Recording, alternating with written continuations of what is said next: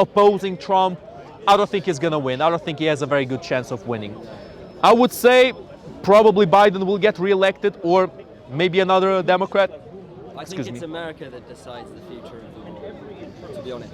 Obviously, Ukraine are doing the hard You are work, not wrong. You're not America wrong. are the ones who are putting in all the money. You see, Ukraine has had a very, very important, obviously the main part to play was Ukraine. Because the Ukrainian people, they stood their ground, they said, no, we will not have this. Yeah. Just like with Makhno, just like with Bandera, they fought against foreign invaders, but both Makhno and Bandera unfortunately lost. Why is that? Because there were a small force fighting against overwhelming numbers and overwhelming amount of equipment. You know what I mean? But Makhno was fighting against the Reds eventually, and Bandera was fighting against the Reds and against the Nazis. So it was a no-win situation. But now Ukraine has a very good chance of winning, because Ukraine finally has the backing of technology, of armament, of the military structure that it needs to win against the overwhelming strength of Russia. And that strength is no longer overwhelming, because as we all well know, the kleptocracy that is Russia is in a very poor state in terms of its military. Now let's talk about the drone. I was asked about the drone. Yeah, you think that was You go to war. 2003. Here we go again. Let's talk about the drone in Moscow. They're gone, they're gone. We want the Russian perspective. Come. Oh, do we? Do we? You sure of that? Are you sure of that?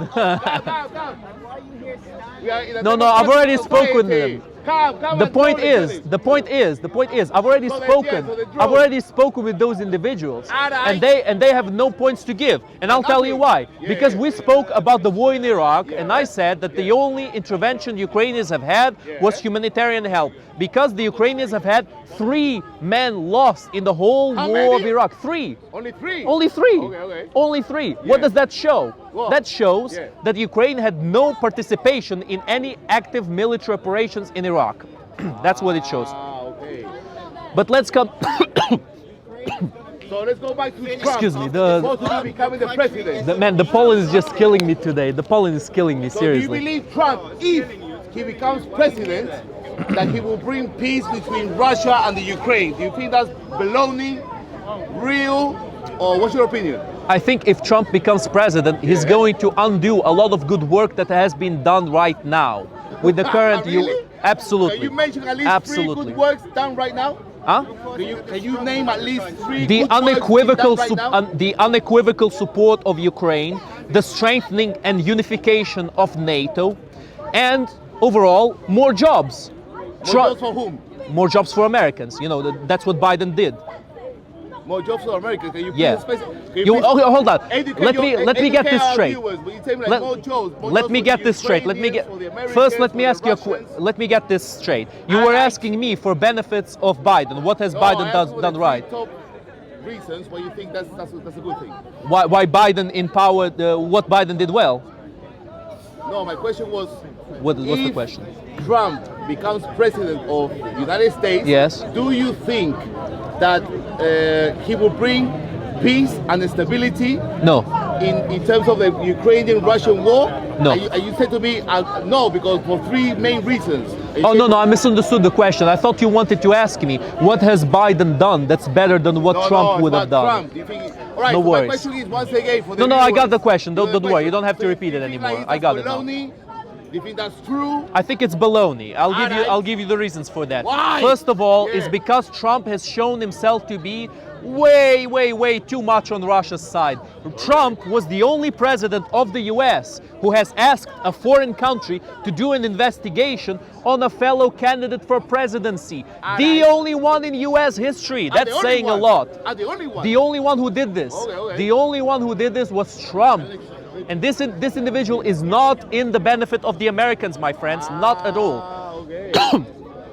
Also, Yeah. Trump has had a very dualistic, a bit of an uncertain policy in terms of its foreign policy for America. He's Yeah. attempted to withdraw any kind of funding from NATO. And fair enough, I get his point. Oh, we don't want to waste money, blah, blah, blah. But this war has proven the usefulness of NATO. The war in Ukraine has proven it, because this is exactly the kind of conflict that NATO was supposed to prevent. You know, an aggression against the NATO members. This is what NATO was made for, and thus Trump's point against NATO is completely obsolete and completely nonsensical. And also, you know, in my personal opinion, I think probably the worst thing that Trump has done for America itself, not for its foreign policy, but for America, was discrediting NAFTA, which was the union between America, you know, the US, Mexico, and Canada, right? He's discredited NAFTA very much, and NAFTA is absolutely essential for the well-being of the US economy. Absolutely essential. US cannot live prosperously without NAFTA. It needs to have good alliances, good trade with its neighbors. Absolutely. He wanted to build this wall, you know, that he never built in the end. Going back to the Russian-Ukraine war. Let's go. Well, let's stick on the subject. Yes. Do you think that if the UK government continues to supply army arsenal to the Ukraine, that could potentially spark a war between Russia and the UK? No. I.e., a nuclear war? No. And why I don't not? believe in that. Because if Russia loses in Ukraine, Russia will not have the strength to have any war against anyone at all.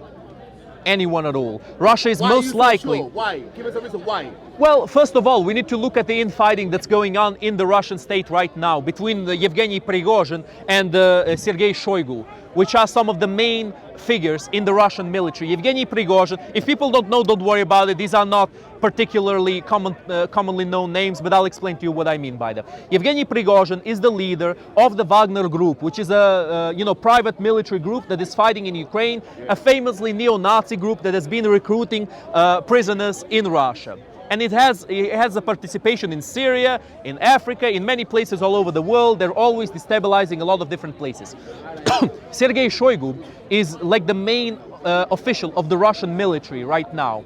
And there's been a lot of feuds, a lot of issues between Prigozhin and Shoigu, because Shoigu has not been providing Prigozhin with the necessary armaments they needed to take Bakhmut, and the Wagnerites have been taking a lot of losses. And so there's a very high possibility that there could be almost a civil war between these sides, these many different sides of the Russian military structure. And they're not the only ones. There's also the Kadyrovites, who are more or less like Janissaries on the Russian side. They're Chechen fighters who are forced to fight for Russia in order to keep Ramzan Kadyrov as the head of the Chechen Republic. Are you therefore suggesting that Putin is lying when he says that he has, nuclear weapons and he can like... Oh, not at all. I didn't mention anything about... No, I didn't mention anything about nuclear weapons. Putin... No, I'm talking about the arsenal that he has in his possession. Oh, no, there's no question that Russia has nuclear weapons. That goes without saying. No one's is questioning that. I want to know whether you feel that because the UK are providing arms to Ukraine, that it could potentially escalate into a nuclear warfare between Russia and the UK. No. You give me this reason like, oh, they don't have the arsenal, but I'm saying... No, I'm not. I never told you that. I never told you they don't have the arsenal. Examples to suggest that is the case. No, I gave you examples of disunity in the Russian command and control structure. I didn't tell you they don't have nuclear weapons. No, that doesn't suggest they don't have nuclear weapons. They do have nuclear weapons. You made that comparison. My main point is, if you have a civil war, you don't start nuking other countries. That's my main point. If the Russians are disunited inside of Russia, what would be the point of nuking anyone at all? Okay, that's hopeful. It just makes no sense. Basically, that's something that you hope. And there's a lot. No, it's not a hope at all. It's a logical conclusion. Realistically, right now, does Russia possess weapons of mass destruction? Yes. WDM. They do, of course. Yes, they do. So why do you think that Russia will not try to escalate that type of war towards the UK under the reasons that they are providing weapons to Ukraine? So the first reason I already gave you is the disunity in the command and control structure. The second reason is also linked to the first one, which means if Putin wants to nuke any other country, his followers, his generals, and the people who are responsible for pressing the button, they will know what that means. And they will most likely. Most likely they will, because no one wants to be on the losing side. Russia is not an idealistic country like it was in the Soviet Union. If this was the Soviet Union, yes, we could seriously consider the possibility of nuclear war. Russia is no longer idealistic as it was. That's the second point. And the third point, and I would say the most important point, is Putin himself. Okay. Putin is not an ideologue. Although he fancies himself and he shows himself as an ideologue to his followers and to his country and to the rest of the world, he is not. He does not have a strict ideology of his own. He changes his ideology as he pleases because Putin only cares about his power and his well-being. No ideologue ever builds palaces for himself and for his family, and no ideologue wants to live a nice, luxurious life because their ideology comes above everything. Hitler had no palaces, Stalin had no palaces, Putin has palaces all over Russia. Richie, right, last question. Pavel, one final message Absolutely. to your Russian amigos, brothers, My amigos. and also to Ukrainians, but please My- address the my- Russians my first. enemigos. Any messages to the Russian family? To my Russian enemigos, my friends. No, hold on, I'm not finished. We'll come to the amigos later. To my Russian enemigos who support Putin and want Putin to win, my friends, you need to open your eyes and look at reality. Because it's going to dawn on you very, very soon. You need to start looking at it as it is. Ukraine has won at the Battle of Kiev. Ukraine has won at Kharkiv. Ukraine has won at Kherson. Ukraine is. We'll come to that soon. We'll come to that in a bit. Wait. What do you mean, the soldiers? Are you talking about the soldiers? You're talking about the civilian losses. Civilians or military? Tens of How many are thousands. dead? Tens of thousands. How can you say they've won anything? They Sorry? haven't. Rather than standing My friend, there- first of all, you're I've switching the listened point. to you. And secondly No, of all, I've listened to you. this is another reason to support Rather Ukraine than against sitting Russia. here supporting a war, Uh, why don't you, which everybody should have done, this country, the Uh-huh. Americans and every other Uh-huh. country, when the war started, Uh-huh. rather than send it to the Ukrainians, you go off and fight the Russians, Uh-huh. we're going to support you. Uh-huh. Why on earth did they not all promote them getting round the table and sorting out their problems peacefully? Uh-huh. You talk about war, Uh-huh. you talk about Ukraine winning, Ukraine can't win, neither can Russia. Too many people are already dead. Rather than standing there promoting war, promoting people Are you being finished? killed, why don't you promote peace?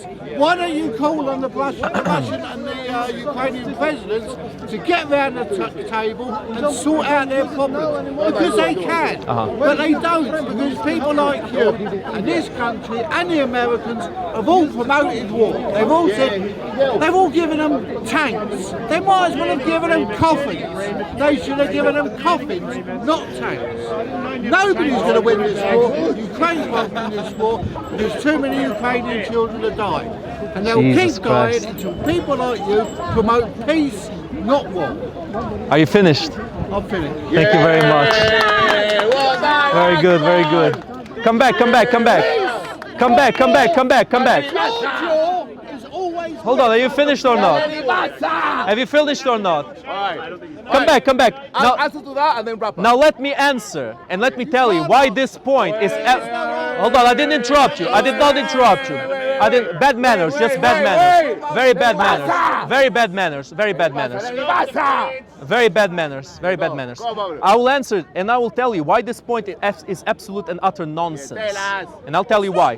Because this point is based on the premise that you can still negotiate with people who have many times broken the agreements they've made with you. Russia has broken their agreement. Hold on, I did not interrupt you. Don't interrupt me. Russia has broken the Budapest Memorandum. Russia has broken the Minsk agreements. Russia will break every single agreement that it makes because that is how Russia behaves. Russia does not care about international condemnation. They only know brute force. And it's the only way to end this war is to force Russia to abdicate in this war. We, my friend, need to live in the reality. And your idea that all we have to do is just drop all the weapons to the floor and shake hands is absolutely unrealistic. This has never happened in human history. It has never happened. Look, you're getting you're getting triggered now. You're getting triggered. You're getting triggered because you know that you are in the wrong here. You know that you're giving me empty platitudes. I did not interrupt you. Don't interrupt me. I did not interrupt you. Don't interrupt me. There's an ancient saying that goes like this: arms keep peace. It's an ancient Roman saying. It's arms keep peace. It means, it doesn't mean that you start wars against everyone. No, it means you need to be able to defend yourself. You need to be able to claim international support to defend your borders if there's been treaties made to support you. And there have been such treaties in the past. The Budapest Memorandum. So you, my friend, you need to inform yourself.